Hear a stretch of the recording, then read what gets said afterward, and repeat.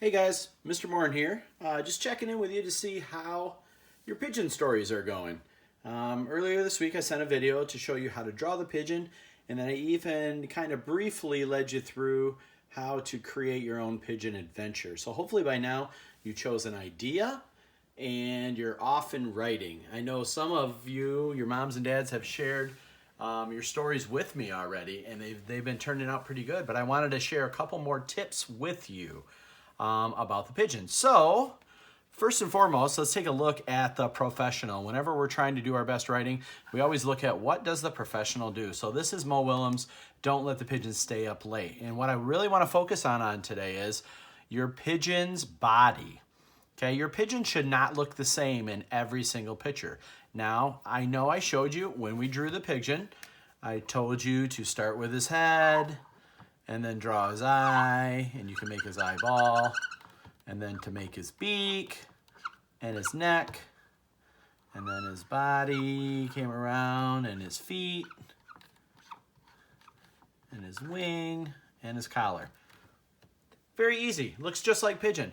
But if we drew that same exact pigeon on every single page, the story wouldn't tell the same story that we really want to show, okay? Because when the pigeon is talking and doing things, he acts differently. So I just want to show you a couple examples. So don't let the pigeon stay up late. Look at the pigeon right here.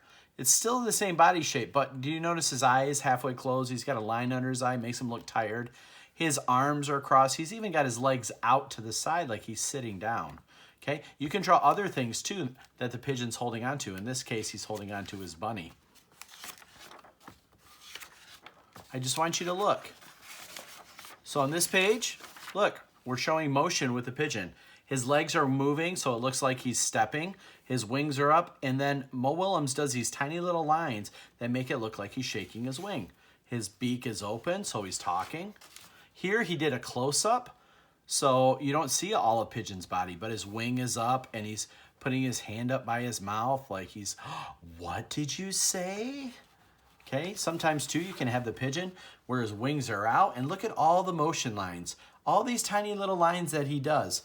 Very easy to do, but it makes a huge difference in your pictures. Sometimes you can draw the pigeon with his wings down, like he can't believe it. No. Did you notice too? An exclamation point and a question mark, and he also used quotation marks, talk marks. Now we don't necessarily have to use talk marks because we have a speech bubble, but I think he used quotation marks here because we said no to the pigeon and he's repeating what we said.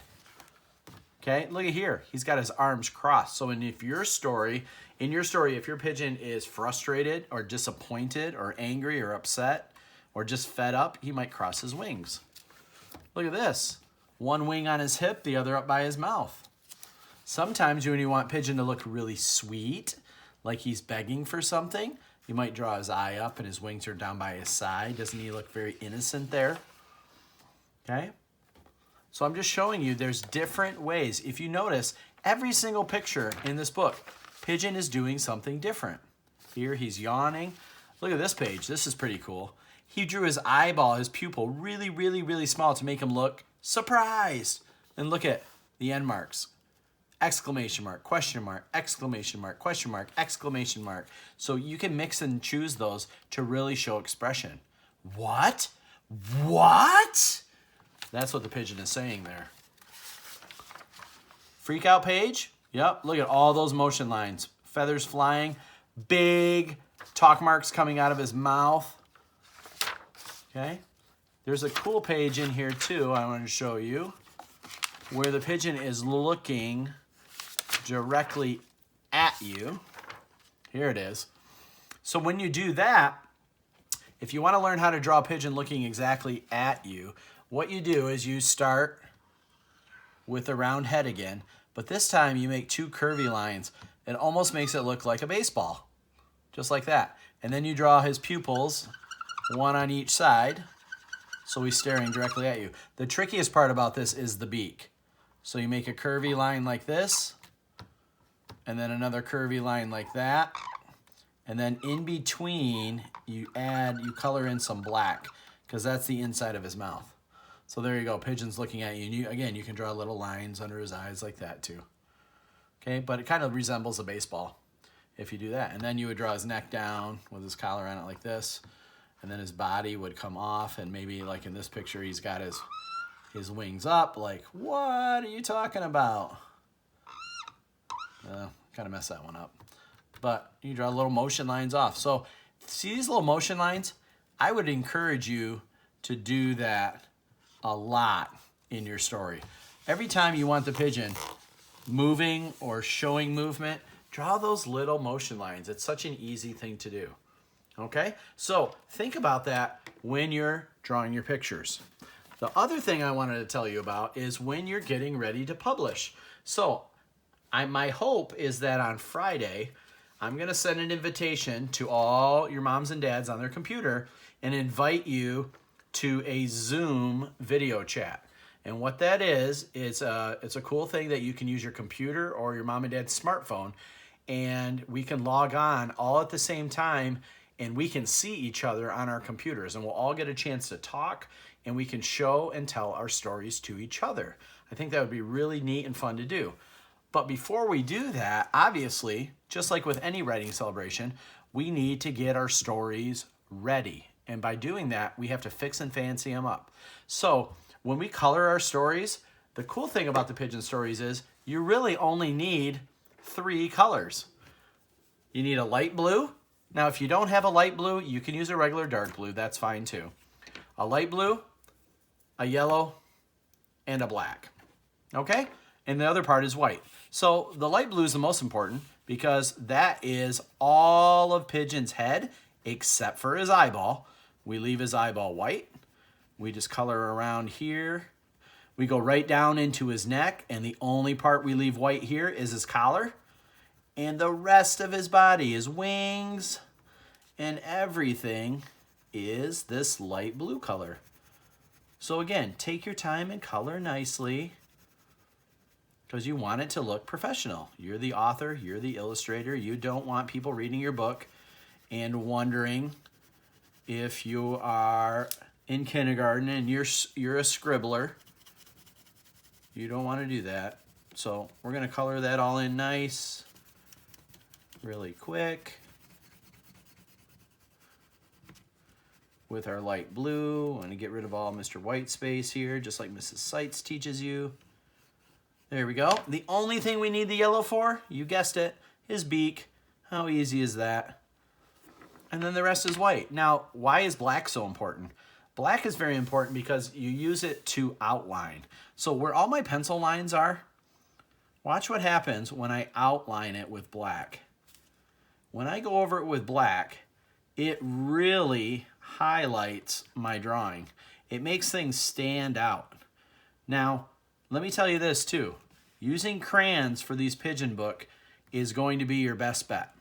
I know we like coloring with markers, but all my experiences with markers doing Pigeon stories, the marker bleeds through the page and it ends up ruining the page on the other side. And I actually had that happen to me. I tried coloring with marker and my whole story got ruined because one of the pages didn't turn out.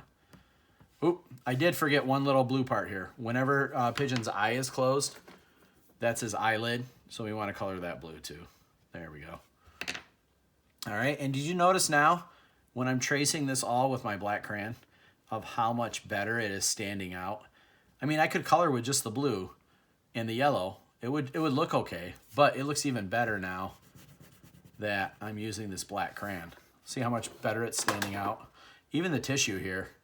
I'm just gonna trace around it. So think of a black crayon kind of like a Sharpie when you're tracing the outlines. The other cool thing that Mo Willems does in his stories, if you notice in all of his stories, the speech bubbles have some sort of shading or coloring to it. So like here's the duckling gets a cookie. Inside the speech bubble is a color, and then the words are really dark, okay? You might see that in the story too. Sometimes it's a lighter color and things like that. But what I like to do in my story is I take a light color, like a yellow or a light green, or even that skin color tone. And what I do is I'll very lightly shade in the whole speech bubble. And like I said, you're doing it lightly, so I'm not scribbling, I'm shading. It just gives it like a background color. Think of it like that. And then the other thing I use my black for is I trace over my words. Now, if you're gonna do this, you really have to reread well, and you have to make sure that all your letters are going the right way, you have your capitals in the right spots, you make sure to put your end marks, and then you just trace over it. But when you trace over it, you have to be careful because sometimes you can erase crayons, but at the same time, you're trying to make your story look neat. You don't want to make it even more messy. So look at what happens when I trace over with my black crayon over my words. All of a sudden, now it's really standing out. It's very easy to see, and it's much easier to read. And it looks more professional. It looks like, man, maybe Mo Willems did this. No, it was Mr. Morin, but it looks a lot better now than it did when I started. So, my goal for you, try to make your pigeon look and move and do different things on each page. Make sure that you color him in nice, light blue, yellow for the beak, and leave his eye and his collar white. And then maybe color in some of your speech bubbles with a background color, and then trace over your words if you can with a black crayon. That's why I wanted you to write your words nice and big so it's easy to trace. All right? Good luck. We have 2 more days until Friday, and I'm going to set up that video chat so we can all read our stories to each other. I can't wait to hear from you and see you. Have a great night.